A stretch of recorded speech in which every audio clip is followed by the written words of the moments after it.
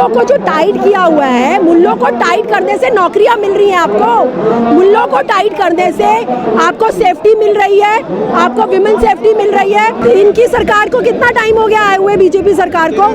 13 साल हो गए ना, अभी तक भी हिंदू खतरे में है, तो लानत है तुम्हारे ऊपर। जब 26/11 हुआ, होम मिनिस्टर ने इस्तीफा दिया था ना, आज इस्तीफे क्यों नहीं दे जा रहे हैं?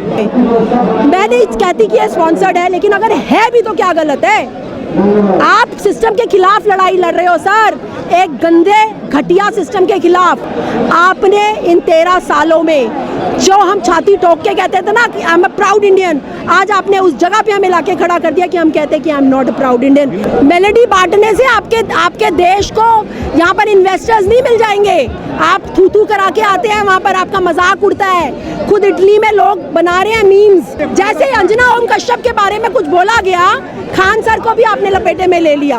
उस इंसान को जो अपने एक हॉस्पिटल में 50 रुपए का एक्सरे और 50 रुपए का MRI कर रहा है, आपने उस आदमी को लपेटे में लेके उसको भी क्रिमिनल बना दिया। राघव चड्ढा बहुत बड़ी बड़ी बातें कर रहा था ना, उससे बड़ा दलाल कोई नहीं हो सकता। जो जैसी बीजेपी पार्टी में गया उसके सारे मुद्दे खत्म हो गए। करते हैं जो देश के युवा के बारे में चिंता करते हैं, उनको बोलो क्यों चुप रहते हो आप जब पेपर लीक होता है? क्यों चुप रहते हो जब लोगों के घरों में बुलडोजर चलते हैं? क्यों चुप रहते हो आप जब इस सिस्टम की वजह से कोई 2 घंटे तक किसी के पास एम्बुलेंस और फायर ब्रिगेड नहीं पहुंचती और वो खड़ा खड़ा पानी में मर जाता है? तब कहाँ होते हो आप जब बिल्डिंगों में आगे लगती है और फायर ब्रिगेड सिर्फ 4 फ्लोर तक जा पाती है, आगे की फ्लोर पर पानी तक नहीं पहुँचा पाती? तब कहाँ होते हो आप जब इस देश में रेप होते हैं? तब कहाँ होते हो आप जब इस देश में धर्म के नाम पर लोगों को मारा काटा जाता है?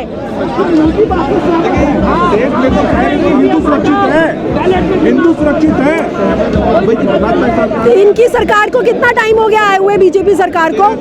13 साल हो गए ना, अभी तक भी हिंदू खतरे में है, तो लानत है तुम्हारे ऊपर कि 13 साल तुमको हो गए, उसके बाद भी तुम कहते हो कि हिंदू खतरे में है। लानत है तुमसे। तुम्हारे से बड़ा और लानती कौन होगा जो माइनॉरिटी जो कि 25% या 10% है, आप उससे कह रहे हो कि 80% या 75% वाला असुरक्षित है, तो तुम किस लिए बैठे हुए हो? होम मिनिस्टर क्या कर रहा है? इस्तीफा दो ना। पहलगाम और पुलवामा पे उसने क्यों नहीं दिया था इस्तीफा? जब 26/11 हुआ, होम मिनिस्टर ने इस्तीफा दिया था ना, आज इस्तीफे क्यों नहीं दे जा रहे हैं? योगी सरकार के सब कहते हैं योगी सरकार ने बहुत वहाँ पर न्याय की वो की हुई है राजनीति, तो क्या सिर्फ आप मुसलमानों के घरों पे बुलडोजर चलाते हो? जब वहाँ पर कोई उन्नाव जैसे रेप होते हैं, हाथरस जैसे रेप होते हैं, उनके घरों पे बुलडोजर चले और बुलडोजर छोड़ो, इनके एमएलए उन्नाव के जो एमएलए मुल्लों को जो टाइट किया हुआ है, मुल्लों को टाइट करने से नौकरियां मिल रही हैं आपको, मुल्लों को टाइट करने से आपको सेफ्टी मिल रही है, आपको विमेन सेफ्टी मिल रही है, आपको नौकरियां, आपकी महंगाई कम हो रही है। सिलेंडर कहाँ पहुंच गया है? सोना पूरा बिक चुका है, देश बिक रहा है। आपने अदानी को पूरे जंगल बेच दिया, क्या वो रुक गया? इस प्रोटेस्ट के ऊपर सवाल किया जा रहा है कि लेफ्ट विंग की तरफ से स्पॉन्सर्स है। अच्छा, अगर सपोज स्पॉन्सर्ड भी है तो मुद्दे तो है ना। आप सिस्टम के खिलाफ लड़ाई लड़ रहे हो, अगर कोई तुम्हें स्पॉन्सर भी करता है तो क्या गलत है उसमें? मैं नहीं कहती कि ये स्पॉन्सर्ड है, लेकिन अगर है भी तो क्या गलत है? आप सिस्टम के खिलाफ लड़ाई लड़ रहे हो सर, एक गंदे घटिया सिस्टम के खिलाफ। हमें आज इतना अपना दिल कचोट के कहना पड़ता है जब हम रोज न्यूज़ खोलते हैं और हम देखते हैं हर जगह पे त्राही त्राही मच रही है, तो हम अपना दिल कचोट के कहते हैं I am not proud Indian any more. आपने इन 13 सालों में जो हम छाती ठोक के कहते थे ना कि I am a proud Indian, आज आपने उस जगह पे हमें लाके खड़ा कर दिया कि हम कहते हैं कि I am not a proud Indian. जहाँ पर बाहर बड़ी संख्या में पहुंचे हुए हैं, नारेबाजी कर, उन्हें बोलो आप नारे लगाओ और आप हिंदू संगठन, आप इनके इशारों पर ही नाचो, क्योंकि आप वो दलाल हो जिनको यहाँ पर पैसे देके, जिनके घर पे CBI ED की रेड डलवाकर आपको इकट्ठा चड्ढा किया गया है यहाँ पर। राघव चड्ढा बहुत बड़ी बड़ी बातें कर रहा था ना, उससे बड़ा दलाल कोई नहीं हो सकता। जो जैसी बीजेपी पार्टी में गया उसके सारे मुद्दे खत्म हो गए। कहाँ मर गया? जिंदा है वो, क्यों आज इस हुजूम के साथ नहीं है? उसको बड़ी बड़ी बातें करनी थी ना पार्लियामेंट में। और लानत है उन लोगों पर जो ऐसे लोगों को वोट देते हैं और ऐसे लोगों को उस जगह पे बैठाते ये हैं। रहा था कि सरकार जो है इजाज़त नहीं देगी, खुद जा करके डीसीपी वहाँ पर लेटर थमाते हैं, 5 बजे ये तक का सब वक्त दिया स्ट्रैटेजी है सर, अभी आप देखना ये सब क्यों किया जा रहा है। अभी इनको भी बदनाम किया जाएगा। खान सर को कर दिया ना बदनाम, हो गया ना खान सर, जो बदले जैसे अंजना ओम कश्यप के बारे में कुछ बोला गया, खान सर को भी आपने लपेटे में ले लिया। उस इंसान को जो अपने एक हॉस्पिटल में 50 रुपए का एक्सरे और 50 रुपए का MRI कर रहा है, आपने उस आदमी को लपेटे में लेके उसको भी क्रिमिनल बना दिया। जब किसान सड़कों पे बैठे थे आपने उनको भी खालिस्तानी बताया था। इतना बड़ा प्रोटेस्ट मेन स्ट्रीम मीडिया से गायब है पूरी तरह से। यहाँ पर आपको दिख रहा है कोई मेन स्ट्रीम मीडिया वाला, कोई गोदी मीडिया वाला? नहीं, उनको हम लोग आने भी नहीं देंगे यहाँ पर, और क्योंकि वो गोदी मीडिया है। वो डर के भी बैठे होंगे। यहाँ पर मारेंगे उनको लोग, हम तो भगा देंगे उनको। चीफ जस्टिस ऑफ इंडिया से लंदन में सवाल किया जाता है कॉकरोच को लेकर, वो खामोश रहते हैं। जो सेमिनार की जो ऑर्गेनाइजर थी, मॉडरेटर थी, वो ये कहती हैं कि सवाल का सेशन नहीं है यहाँ पर। तो थू तो आप ही करा रहे हो। मेलेडी बांटने से आपके देश को यहाँ पर इन्वेस्टर्स नहीं मिल जाएंगे।